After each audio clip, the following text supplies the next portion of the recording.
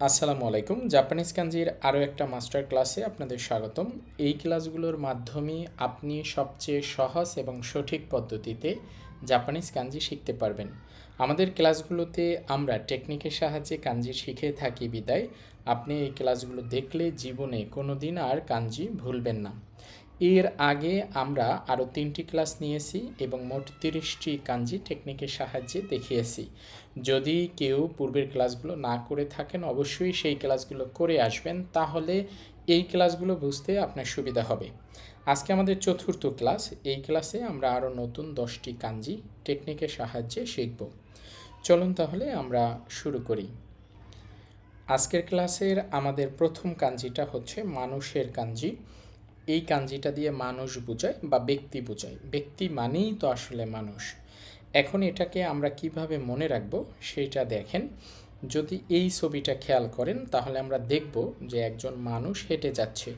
একজন মানুষ যখন তার দুই হাত শরীরের সাথে মিশিয়ে হেঁটে যায় এবং আপনি যদি এক সাইড থেকে মানুষটা দেখেন তখন কিন্তু মানুষের আকৃতিটা এরকম হবে।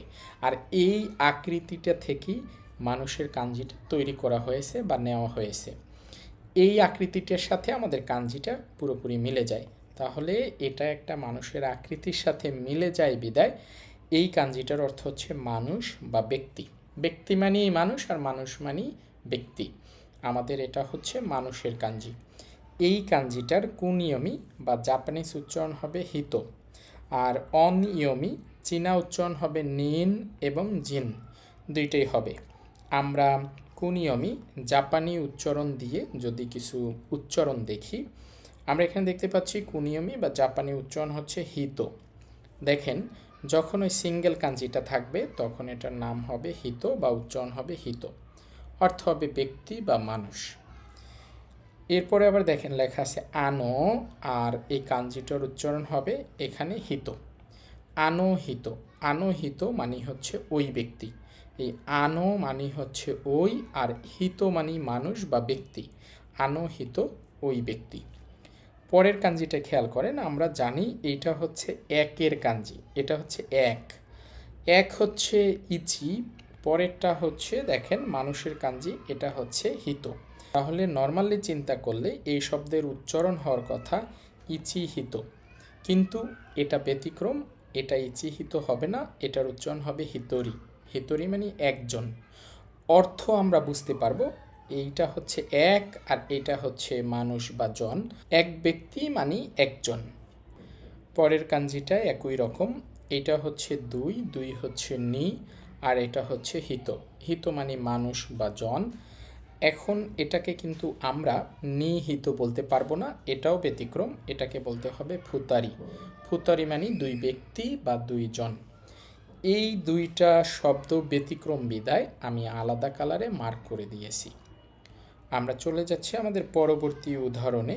চীনা উচ্চারণের উদাহরণ আমরা দেখতে পাচ্ছি। এটা হচ্ছে তিনের কাঞ্জি, তিনকে বলা হয় সান, আর এইটা মানুষের কাঞ্জি, এখানে উচ্চারণ হবে নেন। একত্রে বললে উচ্চারণ হবে সান নিন, তিনজন। সান মানে তিন, আর এই নিন এটার অর্থ হচ্ছে এখানে জন। জন আর ব্যক্তি একই কথা, সান নিন তিনজন। তারপরে দেখেন এটা হচ্ছে পাঁচের কাঞ্জি, আমরা আগেই শিখেছি, এটাকে বলে গো। আর এটা হচ্ছে মানুষের কাঞ্জি, এটার উচ্চারণ হবে নিন। গো নিন। গো হচ্ছে পাঁচ আর নিন হবে জন। গো নিন পাঁচজন। এরপরে দেখেন এটা হচ্ছে আমাদের সূর্যের কাঞ্জি, আর এটা হচ্ছে উৎস বা রুট বোঝায়। তাহলে সূর্যের উৎস, সূর্যের উৎস বলতে জাপানকে বোঝানো হয়। এটার এখানে উচ্চারণ হবে নিহন, আর এটা মানুষের কাঞ্জি। নিহন মানে জাপান, আর এখানে মানুষের কাঞ্জির উচ্চারণ হবে জিন। জিন মানে মানুষ। নিহন জিন, জাপানের মানুষ। আপনি সহজে এটাকে বলতে পারেন জাপানিজ। এই ছিল আমাদের প্রথম কাঞ্জি। আমরা সহজে মনে রাখব। এটা দেখতে অনেকটা মানুষের মতো, মানুষের আকৃতির মতো, এই জন্য এটা মানুষের কাঞ্জি। এটার উচ্চারণ হবে হিত এবং এটার উচ্চারণ হবে নিন এবং জিন। আমাদের দ্বিতীয় কাঞ্জিটা হচ্ছে শিশু অথবা বাচ্চার কাঞ্জি। এই কাঞ্জিটা দিয়ে বোঝায় শিশু অথবা বাচ্চা। এটাকে আমরা কিভাবে মনে রাখতে পারি? পিকচারের দিকে খেয়াল করেন। আমরা দেখতে পাচ্ছি যে এখানে ছোট একটা বাচ্চা 2 হাত 2 দিকে সরিয়ে সে খেলা করতেছে বা বসে আছে। এখন এই কাঞ্জিটার সাথে এই ছবিটার কি সম্পর্ক? যদি আপনি ছবিটা খেয়াল করেন তাহলে দেখবেন কাঞ্জিটা মোটামুটি ছবিটার সাথে মিল আছে, যদিও পুরোপুরি এখানে মিল নেই। আমাদের এই যে কাঞ্জির উপরের অংশ আমরা ধরে নিব ওইটা হচ্ছে ওই বাচ্চার মাথার অংশ, এবং আমাদের এই যে আড়াআড়ি অংশটা কাঞ্জির আমরা ধরে নিব ওইটা হচ্ছে বাচ্চার 2 হাত। আর সোজা এই যে নিচের অংশ, আমাদের কাঞ্জির নিচের অংশ হচ্ছে ওই বাচ্চার নিচের বডির অংশ। মোটামুটি মিলে যায়। তো এইটা একটা বাচ্চার ছবি, বাচ্চার ছবির সাথে মিলে গেছে বিদায় এটা বাচ্চার কাঞ্জি বা শিশুর কাঞ্জি। এই কাঞ্জিটা দিয়ে বোঝাবে বাচ্চা বা শিশু, একই কথা। এই কাঞ্জিটার কুনিয়মি মানে জাপানি উচ্চারণ হবে কো, আর অনিয়মি চীনা উচ্চারণ হবে শি। তার মানে এই কাঞ্জিটার অর্থ হচ্ছে বাচ্চা বা শিশু, আর এই কাঞ্জিটার উচ্চারণ হচ্ছে কো এবং শি। যদি আমরা একটু উদাহরণ দেখার চেষ্টা করি, শুরুতে কুনিয়মি মানে হচ্ছে জাপানি উচ্চারণ। দেখেন এখানে কি লেখা আছে, আমরা দেখতে পাচ্ছি শুরুতে কাঞ্জিটা আছে, তাহলে এই কাঞ্জির এখানে উচ্চারণ হবে কো। তারপর আছে দো মো, একত্রে বললে কোদোমো। কোদোমো অর্থ হচ্ছে শিশু বা বাচ্চা। যদি শুধু কো থাকতো, শুধু ওই সিঙ্গেল কাঞ্জিটা থাকতো, সেইটা দিয়েও শিশু বা বাচ্চা বোঝায়। আবার এখানে পুরো শব্দটা কোদোমো, এটা দিয়েও বোঝাবে শিশু অথবা বাচ্চা। দ্বিতীয় কাঞ্জিটা খেয়াল করেন, এখানে লেখা আছে ওতোকো। ওতোকো অর্থ হচ্ছে ছেলে। এরপর লেখা আছে নো, নো একটা পার্টিকেল। আর সর্বশেষ আমাদের কাঞ্জিটা লেখা আছে, এবং আমরা জানি এই কাঞ্জিটার অর্থ হচ্ছে শিশু। এটার উচ্চারণ হবে এখানে কো, ওতো কোনো কো। এই ওতোকো মানে ছেলে আর কো হচ্ছে শিশু। একত্রে যদি আমরা বলি ওতো কোনো কো, ওতো কোনো কো অর্থ হবে ছেলে শিশু। পরের কাঞ্জি দেখেন লেখা আছে অন্না। এই অন্না মানে হচ্ছে মেয়ে, আর এটার সাথে নো আছে পার্টিকেল। এরপর ওই যে শিশুর কাঞ্জিটা আছে ওটার উচ্চারণ হবে কো। একত্রে বললে অন্যান্য কো, অন্যান্য কো অর্থ হচ্ছে মেয়ে শিশু। এই অন্যা মানে হচ্ছে মেয়ে আর কো হচ্ছে শিশু। অন্যান্য কো মেয়ে শিশু। এরপরে চীনা উচ্চারণ বা অনিয়মি দিয়ে উদাহরণ দেখি। দেখেন চীনা উচ্চারণ হবে শি। এখানে লেখা আছে যোশি। যোশি মানেও মেয়ে, যোশি, যোশি মেয়ে। দেখেন এটা হচ্ছে জো, আর এই যে শিশুর কাঞ্জি এখানে উচ্চারণ হচ্ছে শি। যোশি অর্থ হচ্ছে মেয়ে। আপনারা অনেকেই কমেন্ট করেছেন যে কখন কুনিয়মি হবে এবং কখন অনিয়মি হবে এটা কিভাবে বুঝবো। এটা নিয়ে একবারে শুরুর ক্লাসেই আমি কথা বলছি। যখন কাঞ্জিটা সিঙ্গেল থাকে তখন হয় কুনিয়মি, এবং যখন যুক্ত শব্দের সাথে থাকে বা একাধিক কাঞ্জি একসাথে থাকে তখন অনিয়মি বা চীনা উচ্চারণ হয়। কিন্তু এই ব্যাপারটা সবসময় ফিক্সড থাকে না। যেহেতু ফিক্সড থাকে না যে সিঙ্গেল কাঞ্জি থাকলে কুনিয়মি হবে, ডবল কাঞ্জি বা যুক্ত কাঞ্জি থাকলে অনিয়মি হবে, যদি সেটা ফিক্সড না থাকে তাহলে আপনারা কিভাবে মনে রাখবেন? প্রথম কথা হচ্ছে আপনার কাজটা কি। এখানে আপনার কাজ হচ্ছে শুরুতে এই কাঞ্জিটার অর্থ বুঝতে পারা, যে এই কাঞ্জিটার অর্থ কী। অর্থ তো আমি আপনাদের টেকনিকের সাহায্যে মুখস্থ করিয়ে দিচ্ছি। এরপর এই কাঞ্জির উচ্চারণ মুখস্থ করা, যে এই কাঞ্জিটার উচ্চারণ কো হবে সেই হবে। আমরা এভাবে পড়তে পারি যে এটা কো শি অর্থ হচ্ছে শিশু, কো শি অর্থ হচ্ছে শিশু। এরপরে উদাহরণের যে শব্দগুলো থাকবে আপনি সেই শব্দগুলো অর্থসহ মুখস্থ করবেন। যখন আপনি শব্দগুলো অর্থসহ মুখস্থ করবেন এবং দেখে বুঝতে পারবেন যে এই কাঞ্জিটার মিনিং কী, তখন এমনিতেই আপনার মুখ থেকে চলে আসবে যে এখানে কোন উচ্চারণটা হচ্ছে, এখানে কি কুনিয়মি হচ্ছে নাকি অনিয়মি হচ্ছে। দেখেন যেমন একবারে প্রথম উদাহরণটা, এখানে আপনি যদি মিন্নানো নিহঙ্গের শব্দার্থের ভিতরে পড়ে থাকেন আগে যে কোদমো অর্থ হচ্ছে শিশু, কোদমো অর্থ কি, কোদমো শিশু শব্দটা যদি আপনার আগেই জানা থাকে, এরপর কিন্তু দেখেন এই যে কাঞ্জিটা দেখেও মনে পড়বে যে এটা হচ্ছে শিশুর কাঞ্জি। তাহলে এটা শিশুর কাঞ্জি, আবার আপনার জানা আছে কোদমো অর্থ শিশু, তার মানে এখানে এই কাঞ্জিটার উচ্চারণ হচ্ছে কো। হয়ে গেল। যে এখানে কো, এখানে শি না। আমি বুঝাতে চাচ্ছি আপনি কাঞ্জির অর্থ মনে রাখবেন, কাঞ্জির একাধিক উচ্চারণ থাকলে সেইটাও মনে রাখবেন, এবং এখানে যে উদাহরণগুলো দেওয়া থাকবে আপনি সেই উদাহরণগুলো অর্থসহ মুখস্থ করবেন। এর ফলে আপনি শব্দ দেখলে অর্থ যেমন অনুমান করতে পারবেন, তেমনভাবে এখানে কোন উচ্চারণটা হবে সেটাও আপনি বুঝতে পারবেন। আমাদের 3 নম্বর কাঞ্জিটা হচ্ছে মহিলার কাঞ্জি। এই কাঞ্জিটা দিয়ে মহিলাদের বোঝানো হয়। এটা আমরা কিভাবে মনে রাখবো? এই পিকচারটা খুব ইন্টারেস্টিং। দেখেন এখানে একজন মহিলা, সে কি করতেছে? সে কিন্তু ড্যান্স দিচ্ছে। তো মহিলা ড্যান্স করতেছে, তখন তার বডির আকৃতি এই কাঞ্জিটার সাথে কিন্তু মিলে যাচ্ছে। দেখেন এই যে দুইটা হাত, এটা হচ্ছে আমাদের কাঞ্জির এই আড়াআড়ি পার্ট, আর এটা হচ্ছে এই যে উপরের পার্ট।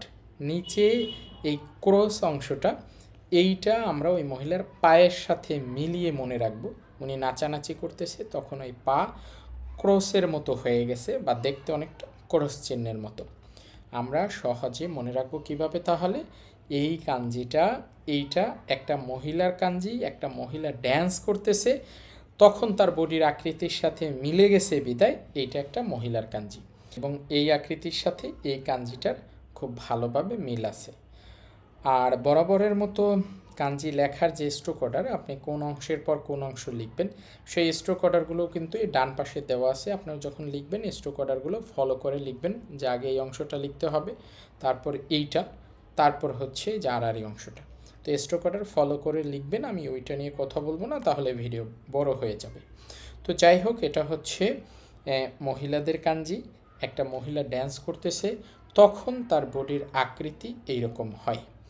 এই কাঞ্জির কুনিয়মি, মানে জাপানি উচ্চারণ হবে ওন্না, আর অনিয়মি চীনা উচ্চারণ হবে জো। যদি আমরা উদাহরণ দেখি, কুনিয়মি জাপানি উচ্চারণ দিয়ে সিঙ্গেল কাঞ্জিটা থাকলে তখন এটাকে আমরা বলবো ওন্না। ওন্না মানে হচ্ছে মহিলা। এরপর আবার দেখেন ওই কাঞ্জিটা আছে, এখানে উচ্চারণ হবে ওন্না, আমি লিখলাম ওন্না, এরপর আছে নো, এটা একটা পার্টিকেল। আর এইটা হচ্ছে ওই যে শিশুদের কাঞ্জি বা বাচ্চাদের কাঞ্জি, একটু আগে আমরা শিখে আসছি। তো শুরুতে হচ্ছে ওন্না, এইটার অর্থ হচ্ছে মেয়ে, তারপর নো, নো হচ্ছে পার্টিকেল। এরপরে আছে কি? এখানে আছে কো, কো হচ্ছে শিশুর কাঞ্জি। এটা হচ্ছে মেয়ে, আর এই কো হচ্ছে শিশু। একত্রে যদি বলি আমাদের কাঞ্জিটার উচ্চারণ হবে অন্যানকো, অর্থ হবে মেয়ে শিশু। অন্যানকো মেয়ে শিশু। আমরা যদি এবার অনিয়মী বা চীনা উচ্চারণ দিয়ে উদাহরণ দেখি, আমরা দেখতে পাচ্ছি কাঞ্জিটা আছে, এখানে অনিয়মী বা চীনা উচ্চারণ হবে, এটার উচ্চারণ হবে জো, আর এইটার উচ্চারণ হবে শি। শি, এটা বাচ্চাদের উচ্চারণ। এখন আমরা একটু আগে শিখছি যে বাচ্চাদের বা শিশুদের যে কাঞ্জি, ওইটা কো হইতে পারে, আবার ওইটা শি হইতে পারে, দুইভাবেই উচ্চারণ হয়। একটা হচ্ছে কুনিয়মী আর একটা অনিয়মী। তো যাই হোক, আমরা দেখতে পাচ্ছি এটা হচ্ছে মেয়ে, আর এটা হচ্ছে বাচ্চার কাঞ্জি। জো হচ্ছে মেয়ে, আর শি হচ্ছে বাচ্চা। তো মেয়ে বাচ্চা সহজে বললে বলা যায় মেয়ে। আমাদের কাঞ্জিটা হচ্ছে মহিলাদের কাঞ্জি। মনে রাখবো কিভাবে? একটা মহিলা ড্যান্স করতেছে, তখন তার শরীরের আকৃতি এরকম হয়ে গেছে, আর এই কাঞ্জিটার উচ্চারণ হবে ওন্না এবং উচ্চারণ হবে জো। আর উদাহরণগুলো অর্থ সহকারে মুখস্থ করে ফেলবেন। আমাদের পরবর্তী কাঞ্জিটা হচ্ছে পুরুষের কাঞ্জি। খেয়াল করেন এখানে এই কাঞ্জিতে মোট দুইটা পার্ট আছে, উপরে একটা পার্ট আছে, নিচের একটা পার্ট আছে। উপরের যে পার্ট, এটা হচ্ছে ধান ক্ষেতের কাঞ্জি, আপনাদের নিশ্চয়ই মনে থাকার কথা, আমরা প্রথম ক্লাসে শিখেছিলাম। আর নিচের যে কাঞ্জিটা, এইটা আমরা আগে শিখি নাই, এইটা মূলত পাওয়ার বা শক্তির কাঞ্জি। এখন খেয়াল করেন, প্রথমটা হচ্ছে ধান ক্ষেত। আমরা এটাকে মনে রাখবো কিভাবে? উপরের অংশটা হচ্ছে ধান ক্ষেত, এটা তো হুবহুব মিলে যায়। তো ধান ক্ষেতে পাওয়ার দিয়ে কাজ করতেছে, এই যে মানুষটা পাওয়ার দিয়ে মানে শক্তি দিয়ে কাজ করতেছে। ধান ক্ষেতে শক্তি দিয়ে কারা কাজ করে? ধান ক্ষেতে শক্তি দিয়ে পুরুষ মানুষ কাজ করে, এই জন্য এই কাঞ্জিটা দিয়ে পুরুষ বুঝাবে। আমি আবার বলি, উপরের অংশ হচ্ছে ধান ক্ষেত আর নিচের অংশ হচ্ছে পাওয়ার বা শক্তি। এই যে দেখেন উনি পাওয়ার বা শক্তি দিয়ে কাজ করতেছে। তাহলে ধান ক্ষেতে পাওয়ার বা শক্তি দিয়ে কারা কাজ করে? ধান ক্ষেতে সাধারণত পুরুষেরা কাজ করে, এই জন্য এই কাঞ্জিটা দিয়ে পুরুষ বোঝাবে।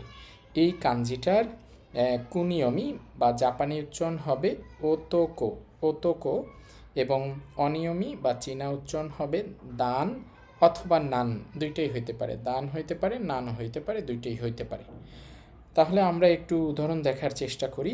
তো শুরুতে যদি আমরা কুনিয়মি বা জাপানি উচ্চারণ দিয়ে উদাহরণ দেখি, দেখেন আমাদের কাঞ্জিটা আছে, যেহেতু কাঞ্জিটা আছে এটার উচ্চারণ হবে ওতোকো। এখানে ওটা মিস হয়েছে ফন্টের ভিন্নতার কারণে, যাই হোক ওতোকো। আর এই নো হচ্ছে পার্টিকেল, শেষে আছে দেখেন এটা হচ্ছে শিশুদের কাঞ্জি, আমাদের মনে আছে ওইটাকে বলা হয় কো। লেখা আছে ওতোকো, ওতোকো হচ্ছে ছেলে, এরপরে নো ওইটা পার্টিকেল, এবং শেষে আছে কো, কো হচ্ছে শিশু। একত্রে যদি আমরা বলি তাহলে এখানে কি হবে? ওতোকোনোকো অর্থ হচ্ছে ছেলে শিশু। ওতোকো অর্থ হচ্ছে ছেলে আর এই কো হচ্ছে শিশু, একত্রে বললে ওতোকোনোকো অর্থ হচ্ছে ছেলে শিশু। আমরা এইবার অনিয়মি বা চীনা উচ্চারণে চলে যাই। অনিয়মি দান এবং হচ্ছে নান দুইটাই হয়। তো আমরা যদি প্রথমে দেখি আমাদের কাঞ্জিটা আছে, এই কাঞ্জিটার এখানে উচ্চারণ কী হবে? উচ্চারণ হবে দান। তো এটা হচ্ছে দান। আর এটা হচ্ছে শিশুদের কাঞ্জি, এখানে উচ্চারণ হবে শি। দান হচ্ছে পুরুষ আর শি হচ্ছে শিশু। পুরুষ শিশু, তার মানে সহজে আমরা বলতে পারি ছেলে। দানশি, দানশি অর্থ হচ্ছে ছেলে। পরের উদাহরণটা যদি আমরা দেখি, আবার আমাদের কাঞ্জিটা আছে, তো এটার উচ্চারণ হবে এখানে দান। দেখেন এটা হচ্ছে দান, আর এটা হচ্ছে জো। জো মানে হচ্ছে মহিলা, আমরা একটু আগে দেখেছি। তাহলে প্রথমটা হচ্ছে পুরুষ, পরেরটা হচ্ছে মহিলা। দান পুরুষ আর জো হচ্ছে মহিলা, একত্রে বললে দান জো অর্থ হবে পুরুষ এবং মহিলা। দান জো পুরুষ এবং মহিলা। তারপরে দেখেন এটা হচ্ছে চো, এখানে সিটা মিসিং আছে। চো, চো মানে হচ্ছে বড়, আর এইটা দিয়ে তো পুরুষ বোঝায়, উচ্চারণ হবে এখানে নান। চো নান, বড় পুরুষ, সহজে বলতে পারি আমরা বড় ছেলে। চো নান, বড় ছেলে। আমাদের কাঞ্জিটা ছিল পুরুষের কাঞ্জি। মনে রাখবো কিভাবে? যে ধান খেতে শক্তি দিয়ে কাজ করতেছে, ধান খেতে শক্তি দিয়ে কে কাজ করে? পুরুষেরা কাজ করে, এই জন্য এটা পুরুষের কাঞ্জি। আর এই কাঞ্জিটার উচ্চারণ হবে ওতোকো, দান এবং নান। আমাদের পরবর্তী কাঞ্জিটা হচ্ছে চোখের কাঞ্জি। এটা দিয়ে অ্যাকচুয়ালি চোখ বোঝায়, আবার উদ্দেশ্য বোঝায়, ক্রম বোঝায়। ক্রম মানে ক্রমিক সিরিয়াল যেটা, সেইটাও বোঝায়। আমরা সহজে মনে রাখবো যে এটা চোখের কাঞ্জি, ওইটাই আগে মনে রাখি। এটা চোখের কাঞ্জি, সেইটা কিভাবে মনে রাখবো? দেখেন এখানে একটা চোখের ছবি আছে, আমি চোখের ছবির উপরে যদি এই কাঞ্জিটা রাখি, দেখেন চোখের আকৃতির সাথে অনেকটা মিলে যায়, যদিও চোখ থাকে লম্বা টাইপের, বাট আমাদের কাঞ্জিটা হচ্ছে এইটা অনেকটা আয়তাকার আর কি। তো পুরো চোখটাকে যদি আমরা আয়তাকার ধরি তাহলে এরকম হবে। এরপর চোখের মাঝখানে যে কালো অংশ, সেটাকে আমি দুই পাশ থেকে যদি আলাদা করি তখন কিন্তু আকৃতিটা এরকম হয়, এবং এই আকৃতি থেকেই নেওয়া হয়েছে যে এইটা হচ্ছে চোখের কাঞ্জি, বা এই কাঞ্জিটা দিয়ে চোখ বোঝায়। এটা হচ্ছে চোখের কাঞ্জি, তবে এই কাঞ্জিটা দিয়ে উদ্দেশ্য বোঝায়, ক্রম বা ক্রমিকও বোঝায়।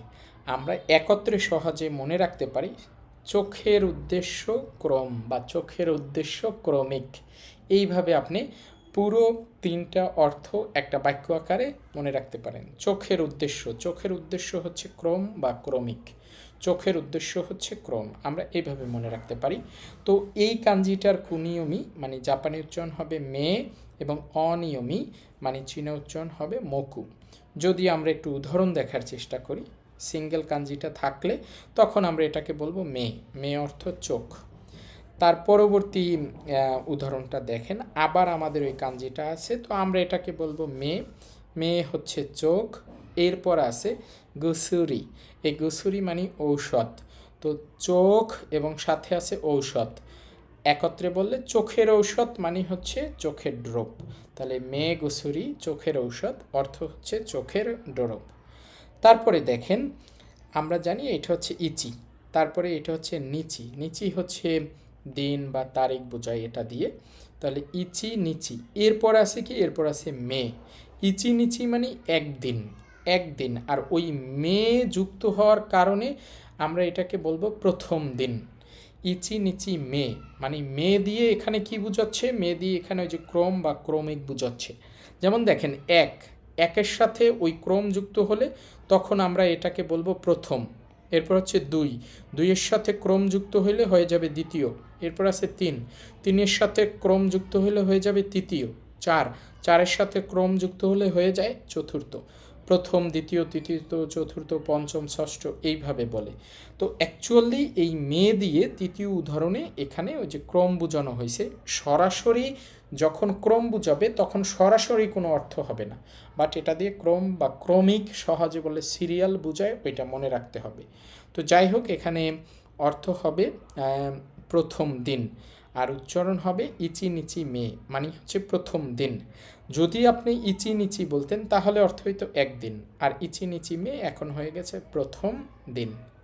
আমরা চলে যাচ্ছি আমাদের অনিয়মী বা চীনা উচ্চারণে। এখানে এটার উচ্চারণ হবে মকু। তাহলে দেখেন এই যে এটা দিয়ে বোঝাচ্ছে মকু, মকু, এবং এটার সাথে অতিরিক্ত একটা অংশ আছে তেকি। এখন দেখেন এই মকু দিয়ে বোঝায় উদ্দেশ্য। এই যে উপরে আমরা দেখছিলাম যে এটা দিয়ে উদ্দেশ্য বোঝাবে। মকু মানে হচ্ছে উদ্দেশ্য। আবার যখন আপনি পুরোটা একসাথে বলবেন মকু তেকি, তখনও অর্থ হবে উদ্দেশ্য। আমরা সহজে মনে রাখবো এই কাঞ্জিটা মূলত চোখের কাঞ্জি। কাঞ্জিটাকে আড়াআড়ি করলে চোখের আকৃতির সাথে অনেকটা মিলে যায়। তো এটা দিয়ে চোখ বোঝায়, উদ্দেশ্য বোঝায়, ক্রম বোঝায়। একত্রে সহজে আমরা এভাবে মুখস্থ করব, চোখের উদ্দেশ্য ক্রম। আর এই কাঞ্জিটার উচ্চারণ হবে মে এবং উচ্চারণ হবে মকু, দুইটাই হতে পারে। এই কাঞ্জিটা খুবই সহজ, এটা হচ্ছে মুখের কাঞ্জি। আমরা এটাকে কেমনে মনে রাখবো, পিকচার খেয়াল করেন। আমরা দেখতে পাচ্ছি এখানে একটা মুখের আকৃতি আছে, উনি মুখ খুলে চিৎকার করতেছে। এখন এটা যে মুখের আকৃতি বা এটা মুখ বুঝবো কিভাবে, ওই যে দাঁতগুলো দেখে বুঝবো যে এটা হচ্ছে মুখের আকৃতি বা মুখ। যদিও মুখ ওইটা একটু লম্বা টাইপের থাকে, কিন্তু আমরা এখানে দেখতে পাচ্ছি যে এত জোরে উনি হাঁ করে চিৎকার করতেছে, ওনার মুখটা স্কোয়ার টাইপের হয়ে গেছে। এই আকৃতি থেকে নেওয়া হয়েছে, এটা হচ্ছে মুখের কাঞ্জি। এটার কুনিয়মি জাপানি উচ্চারণ হবে কুচি এবং গুচি, দুইটাই হইতে পারে। আর অনিয়মি চীনা উচ্চারণ হবে কো। যদি আমরা একটু উদাহরণ দেখি, শুরুতে হচ্ছে সিঙ্গেল কাঞ্জি আছে, তো সিঙ্গেল কাঞ্জি থাকলে আমরা এটাকে বলবো কুচি, অর্থ হবে মুখ। পরেরটা দেখেন, পরে আছে ইরি। ইরি অর্থ হচ্ছে প্রবেশ করা, আর এটার সাথে আছে আমাদের কাঞ্জিটা, এখানে এটার উচ্চারণ হবে গুচি। তাহলে ইরি গুচি, ইরি মানে প্রবেশ করা, আর গুচি মানে মুখ। প্রবেশ করার মুখ অর্থ একত্রে সহজে বলা যায় প্রবেশের পথ। প্রবেশ করার মুখ মানে হচ্ছে প্রবেশের পথ। পরের কাঞ্জিটা দেখেন, এখানে আছে দে। দে অর্থ বের হয়ে যাওয়া বা বের হওয়া। আর এরপর আমাদের কাঞ্জি আছে যেটার উচ্চারণ হবে গুচি। গুচি অর্থ হচ্ছে মুখ।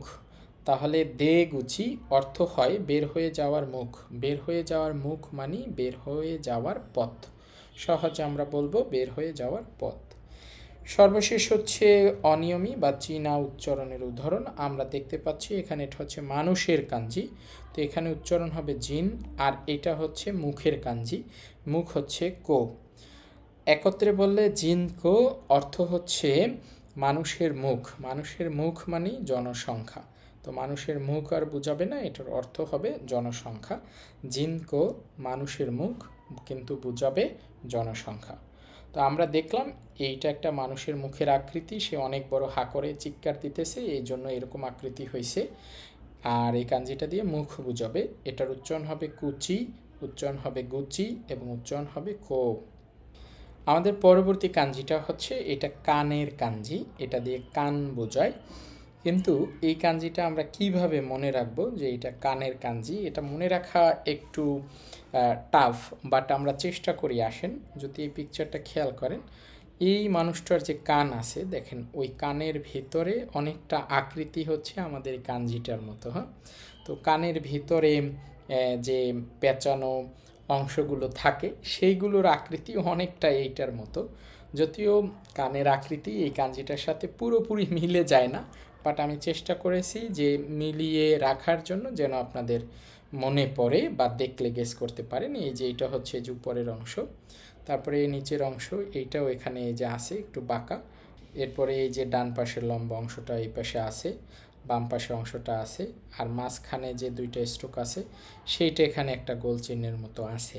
তো এই কাঞ্জিটা হচ্ছে অনেকটা কানের আকৃতির মতো, এই জন্য এই কাঞ্জিটা দিয়ে কান বোঝায়। আমরা একটু কষ্ট করে এটা মনে রাখবো। এই কাঞ্জিটার কুনিয়মি বা জাপানি উচ্চারণ হবে মিমি, আর অনিয়মি বা চীনা উচ্চারণ হবে জি।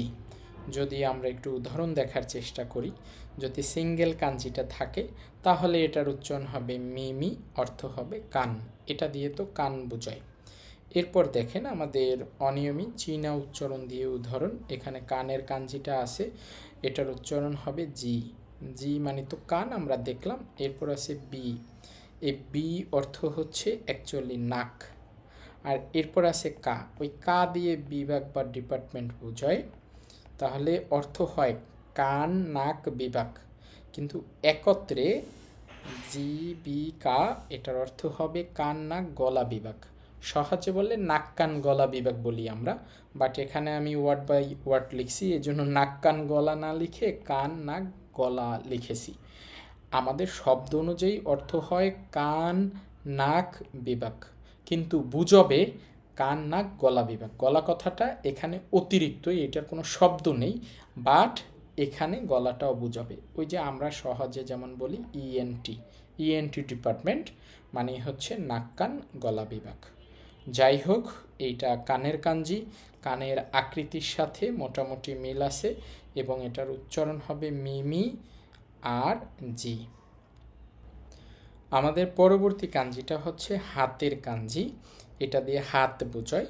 এখন আমরা এটা দিয়ে হাত বোঝায় মনে রাখবো কিভাবে। পাশে দেখেন একটা হাতের ছবি আছে, ওইটার সাথে মোটামুটি মিলে যায়। আমাদের কাঞ্জির উপরের অংশটা হচ্ছে এই যে উপরের এই আঙ্গুলটা, মানে মাঝখানের আঙ্গুলটা। এরপর কাঞ্জির আড়াআড়ি দ্বিতীয় স্ট্রোকটা হচ্ছে আমাদের এই দুইটা আঙ্গুল, এই দুইটা আঙ্গুল মিলে আড়াআড়ি দ্বিতীয় স্ট্রোকটা। তারপর আড়াআড়ি তৃতীয় স্ট্রোকটা আমাদের বুড়ো আঙ্গুল এবং ডান পাশের ছোট আঙ্গুলটা মিলে হবে তৃতীয় স্ট্রোকটা। আর আমাদের একবার লম্বা যে স্ট্রোকটা আছে ওইটা মধ্য আঙ্গুল থেকে চিন্তা করে হাতের কবজি পর্যন্ত আমরা চিন্তা করব যে ওইটা হচ্ছে আমাদের লম্বা স্ট্রোকটা। তো হাতের সাথে এই কাঞ্জিটা মোটামুটি ভালোই মিলে যায়, এই জন্য এটা দিয়ে হাত বোঝায়। আর কাঞ্জি লেখার স্ট্রোক অর্ডার কিন্তু ওই যে পাশে দেওয়া আছে প্রত্যেকটা কাঞ্জির। আপনারা যখন প্র্যাকটিস করবেন তখন অবশ্যই স্ট্রোক অর্ডার ফলো করে প্র্যাকটিস করবেন। আর এই শিট বা পিডিএফ প্রয়োজন হলে কমেন্ট করবেন, আমি বরাবরের মতো আপনাদের সাথে শেয়ার করে দেব ইনশাআল্লাহ। তো যাই হোক, এটা হচ্ছে হাতের কাঞ্জি, এই আকৃতিটা অনেকটা হাতের সাথে মিল আছে, এই জন্য এটা হাতের কাঞ্জি। এটার কুনিয়মি জাপানি উচ্চারণ হবে তে আর তা দুইটাই হবে, আর অনিয়মি চীনা উচ্চারণ হবে সু। যদি আমরা একটু উদাহরণ দেখার চেষ্টা করি, শুরুতে কুনিয়মি জাপানি উচ্চারণ দিয়ে যদি সিঙ্গেল কাঞ্জিটা থাকে তখন এটাকে আমরা বলবো তে, তে অর্থ হচ্ছে হাত। এরপরে আবার দেখেন কাঞ্জিটা আছে, এটার উচ্চারণ হবে তে, তারপর পাশে লেখা আছে গামি, গামি মানে কাগজ, তাহলে তে মানে হাত আর গামি অর্থ হচ্ছে কাগজ। হাতে লেখা কাগজ, তার মানে ওইটা অ্যাকচুয়ালি চিঠি বোঝাবে, আমি এখানে মিস্টেক করছি। তো এটার অর্থ হবে কি, এটার অর্থ হবে চিঠি।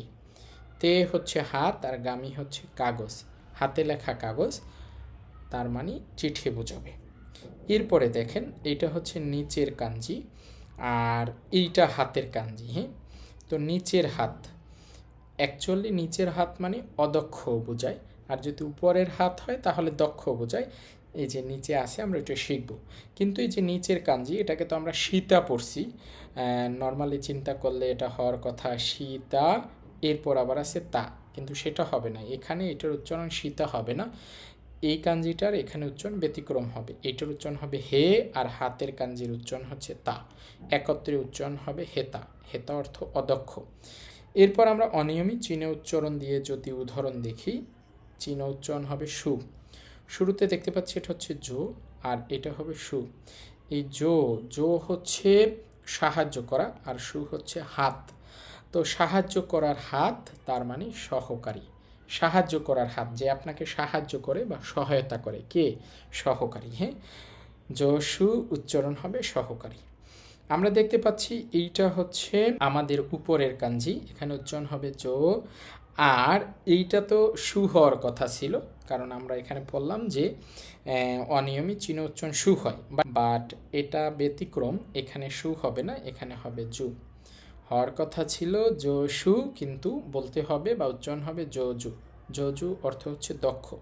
এখানে এইটা দিয়ে বোঝায় উপরে, আর দ্বিতীয় কাঞ্জিটা হচ্ছে হাত, উপরের হাত মানে হচ্ছে দক্ষ।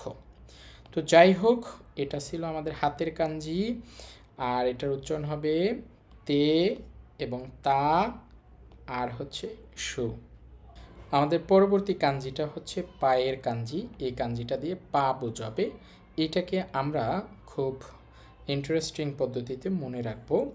এটা দিয়ে যে পা বোঝায়, মনে রাখার সিস্টেম হচ্ছে, ছবিটা খেয়াল করেন, আমরা দেখতে পাচ্ছি যে একটা মেয়ে, বাচ্চা মেয়ে, তার পা ধরার চেষ্টা করতেছে।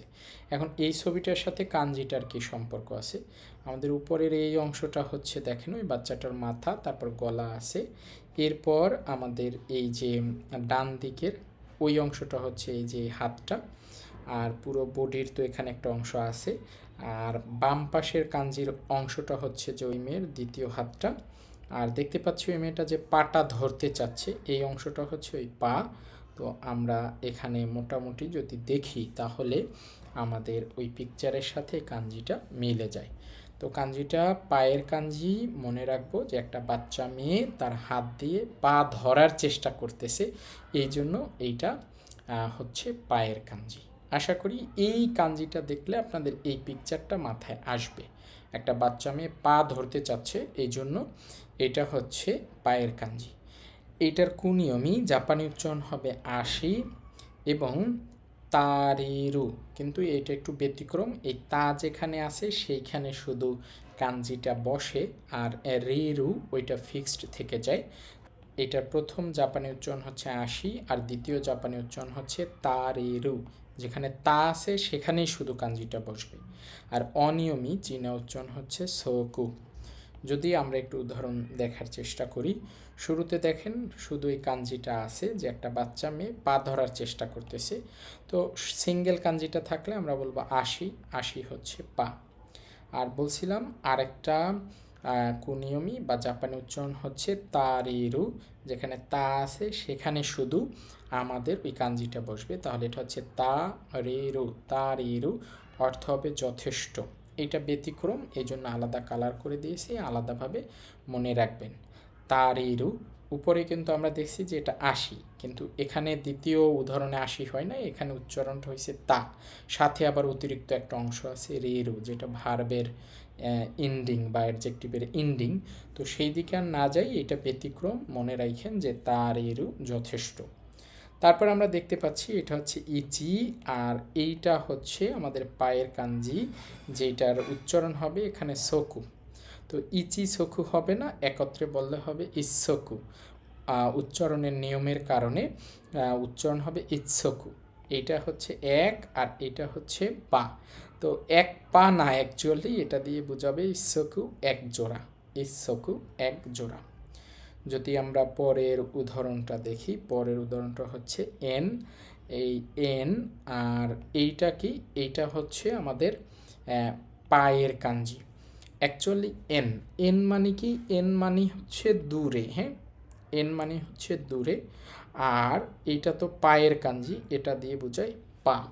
তাহলে দূরে হাঁটতে যাওয়ার পা, তো দূরে আপনি হাঁটতে যাচ্ছেন, তার মানে শিক্ষা সফরে যাচ্ছেন। শব্দটাকে ভেঙে ফেললে অর্থ হয় দূরে এবং পা। এন মানে দূরে, আর সকু মানে পা। দূরে পা মানে দূরে হাঁটতে যাওয়ার পা, আমরা দূরে যাই যখন শিক্ষা সফরে যাই, এই জন্য এনসকু, এটার অর্থ হবে শিক্ষা সফর। যাই হোক, এই ছিল আমাদের পায়ের কাঞ্জি। একটা ছোট বাচ্চা মেয়ে যে তার পা ধরার চেষ্টা করতেছে, সেই আকৃতির সাথে, সেই ছবির সাথে এটার মিল আছে, এই জন্য এটা পায়ের কাঞ্জি। এটার উচ্চারণ হবে আশি, তারিরু এবং সকু। আমাদের পরবর্তী কাঞ্জিটা হচ্ছে শক্তি বা ক্ষমতার কাঞ্জি। এইটা কিন্তু ওই যে পুরুষের কাঞ্জির ভিতরে ছিল, উপরে ছিল কি, উপরে ছিল একটা ধান ক্ষেত, আর নিচে ছিল হচ্ছে এই যে শক্তি বা পাওয়ারের কাঞ্জি। হ্যাঁ, তো যাই হোক, এটা দিয়ে শক্তি, পাওয়ার, ক্ষমতা বোঝায়। এখন আমরা এটা মনে রাখবো কিভাবে? দেখেন, একজন মানুষ ওই যে হাত দিয়ে সে জিম করতেছে, তার শক্তি প্রদর্শন করতেছে। তো এই আকৃতিটার সাথে কিন্তু আমাদের এই কাঞ্জির আকৃতি মিলে যায়। দেখেন, এই অংশটা হচ্ছে এইটা, আর এই যে এটা হচ্ছে এই যে বাম পাশে। তো যাই হোক, সে জিমে গিয়ে জিম করে তার শক্তি বা ক্ষমতা দেখাচ্ছে, এই জন্য এই কাঞ্জিটা হচ্ছে শক্তি বা ক্ষমতার কাঞ্জি। এই কাঞ্জিটার উচ্চারণ কী হবে? এই কাঞ্জিটার কুনিয়মি জাপানি উচ্চারণ হবে চিকারা, আর অনিয়মি মানে চীনা উচ্চারণ হবে রিয়োকু, এবং হচ্ছে রিকি, দুইটাই হইতে পারে। হ্যাঁ, রিয়োকু রিকি। যদি আমরা একটু উদাহরণ দেখার চেষ্টা করি, আমাদের সিঙ্গেল কাঞ্জিটা যদি থাকে তাহলে আমরা এটাকে বলবো চিকারা, শক্তি বা ক্ষমতা। এটার অর্থ হবে শক্তি বা ক্ষমতা। এরপর আমরা দেখতে পাচ্ছি, দেখেন, এটা হচ্ছে আগুনের কাঞ্জি, আর এটা হচ্ছে শক্তির কাঞ্জি, ঠিক না? তাহলে আগুন, এটার উচ্চারণ হবে এখানে কা, আর আমরা দেখতে পাচ্ছি যে এইটার উচ্চারণ হবে এখানে রিয়োকু। তো কা রিয়োকু অর্থ হয় আগুনের শক্তি, তার মানে এটা দিয়ে বোঝাবে তাপ শক্তি। আগুনের শক্তি মানেই তাপ শক্তি। সর্বশেষ উদাহরণটা হচ্ছে, আমরা দেখতে পাচ্ছি এটা মানুষের কাঞ্জি, এটার উচ্চারণ হবে জিন, আর এখানে শক্তির কাঞ্জি, এটার উচ্চারণ হবে রিকি। তাহলে জিন রিকি অর্থ হচ্ছে মানুষের শক্তি। প্রথমটা মানুষের কাঞ্জি, পরেরটা হচ্ছে শক্তির কাঞ্জি, একত্রে বললে জিন রিকি অর্থ হবে মানুষের শক্তি। তো আমরা দেখলাম যে একজন মানুষ জিমে গিয়ে সে তার শক্তি প্রদর্শন করতেছে, ব্যায়াম করে, এবং ওই আকৃতিটার সাথে আমাদের কাঞ্জিটা মিলে যায়, এই জন্য এটা শক্তি বা ক্ষমতার কাঞ্জি। আর এই কাঞ্জিটার উচ্চারণ হবে চিকারা, এই কাঞ্জিটার উচ্চারণ হবে রিয়োকু এবং রিকি। আশা করি আপনারা বুঝতে পেরেছেন। আজকের এই ছিল আমাদের 10টা কাঞ্জি। যদি এই পিডিএফটা আপনাদের প্রয়োজন হয় অবশ্যই কমেন্ট করবেন, আমি আপনাদের সাথে পিডিএফটা শেয়ার করে দিব। শুধু পিডিএফ লিখলেই হবে। আর ক্লাসটা যদি ভালো লেগে থাকে, আপনাদের আশেপাশে যারা জাপানিজ ভাষা শিখতে গিয়ে কাঞ্জি দেখে হাবুডুবু খাচ্ছে, তাদের সাথে অবশ্যই শেয়ার করবেন, তাদেরকে মেনশন দিবেন। তো ভিডিওটা ভালো লাগলে লাইক, কমেন্ট এবং শেয়ার করতে ভুলবেন না, সাবস্ক্রাইব করতে ভুলবেন না। দেখা হচ্ছে পরবর্তী ক্লাসে। সবাই ভালো থাকবেন। আসসালামু আলাইকুম।